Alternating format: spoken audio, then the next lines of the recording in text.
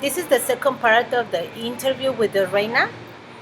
And as a teacher, I can tell you that it's very hard when we have a student that they really know how to speak English, because I know they are good enough, right? So, but just let me know what are your expectations about your professor, in this case, English teachers.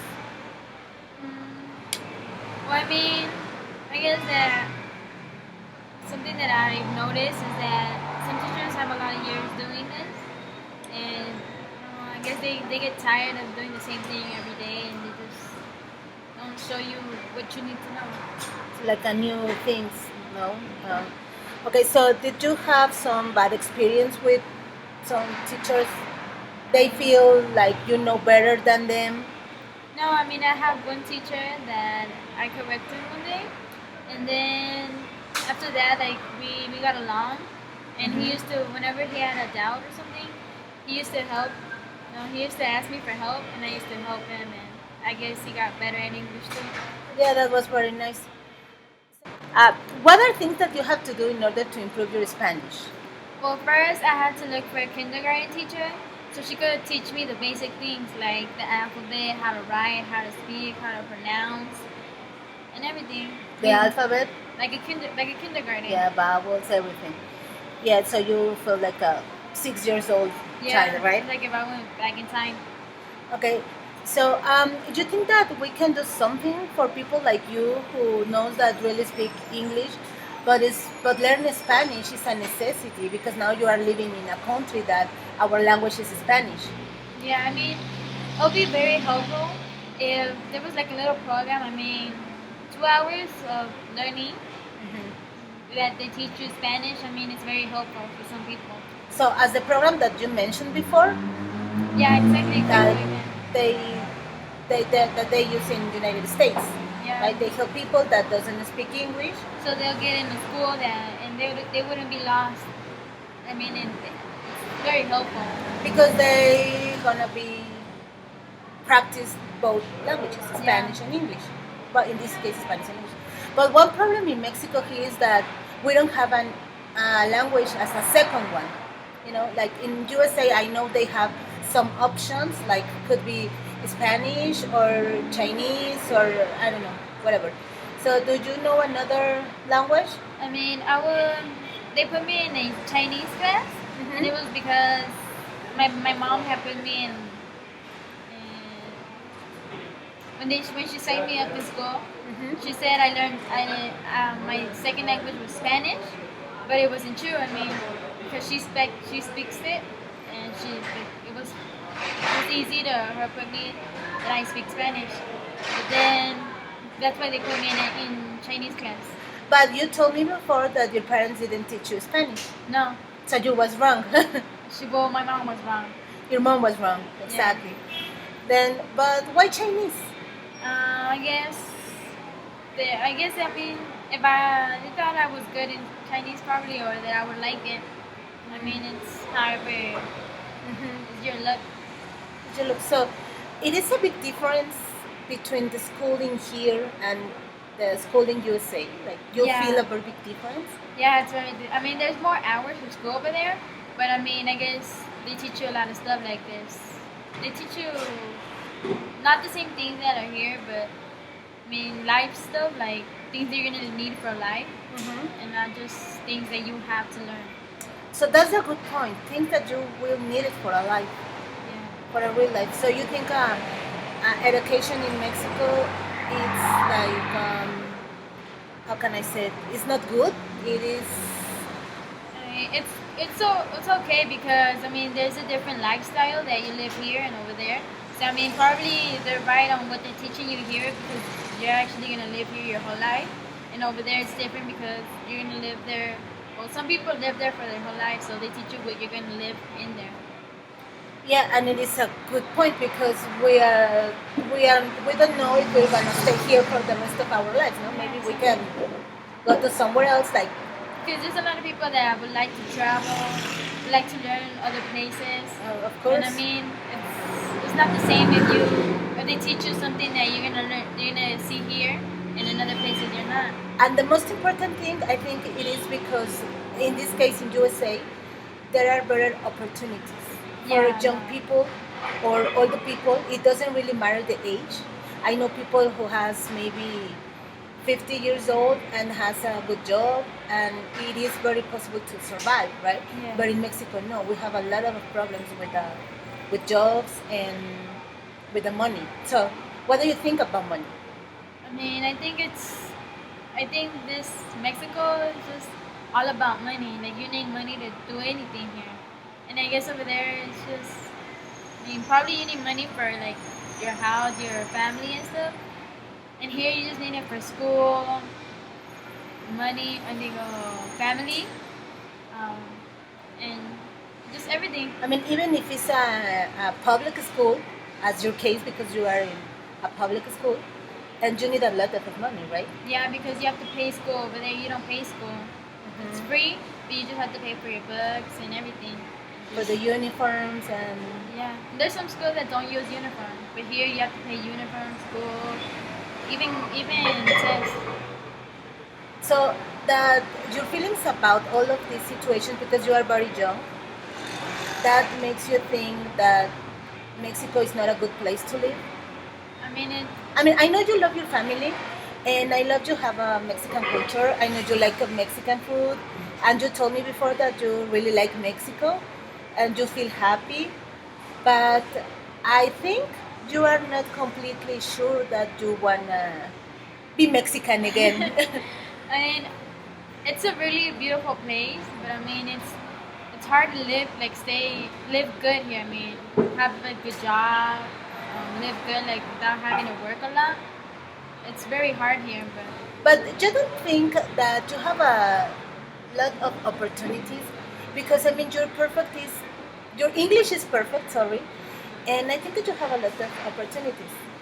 yeah, I've been told a lot that I have a lot of opportunities, but for the same reason that I'm too young. I mean, I can't work right now. But you I will will. someday. And let me tell you that la licenciatura abierta en enseñanza del idioma inglés, it could help you, because you told me before that your problem is that sometimes, or most of the time, you don't understand your class because the teachers are not speaking English, and even because the class should be in Spanish, right? Yeah.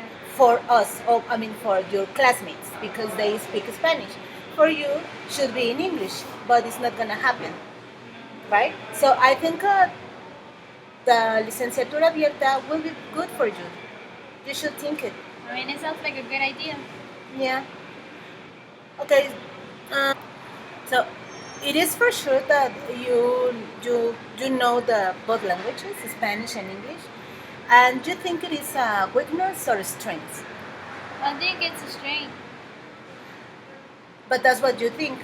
And what about the people around you? I mean, I've met teachers that tell me that I have to learn more Spanish, that I don't know anything, that I still need a lot of more classes. I mean, to understand because, I mean, if we have a conversation, I mean, I understand, but there's words that I ask you, what does it mean? And I mean, the teachers don't. They're like, go find out yourself. Go to the dictionary and Yeah. find out what I mean. So they are not helping you. No, some teachers don't help me. Some teachers are like, oh, well, yeah, here, let's do it together. And how this makes you feel?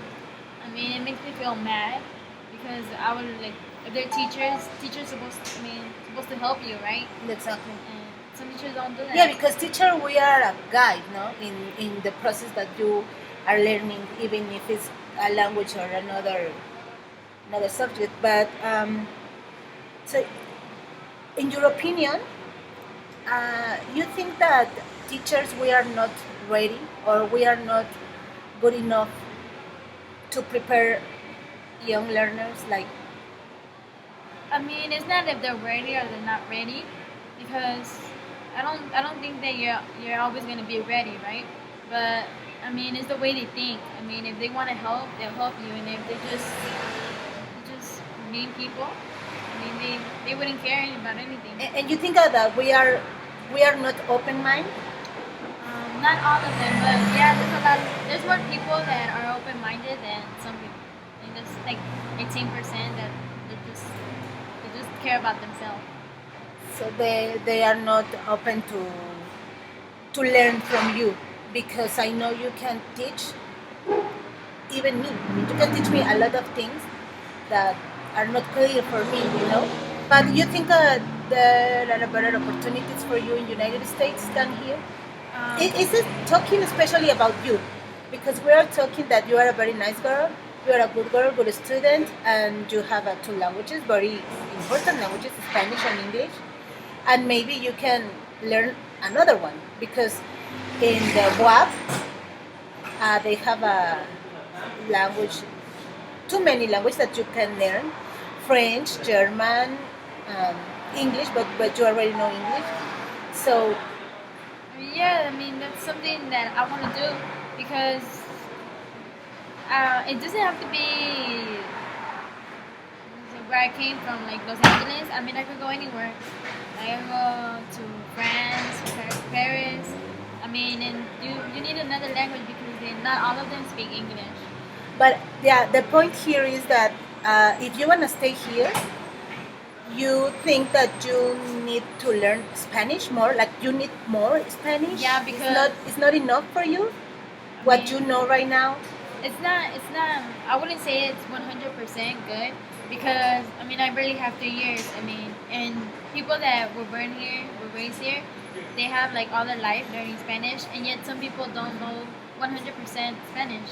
Yeah, So of I course. think I still need a lot more practice. So what would you do if you had to stay here, and if you had to go to the university? That would be a great idea, of course. Yes. And what would you do to improve your Spanish in this case? I mean, I would obviously go to school and probably say I'll ask for a lot of help for some. I mean, out of all of the persons that I'll ask, at least one is gonna say yes and they're gonna help me out. But I mean, yeah, I want to be 100% um, speaker in Spanish and English.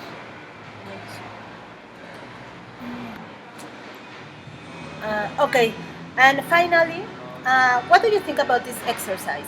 What I do, I mean, I with you. mean, I mean, it's great. I mean, thank you for doing this because, I mean, like none of that crossed my mind.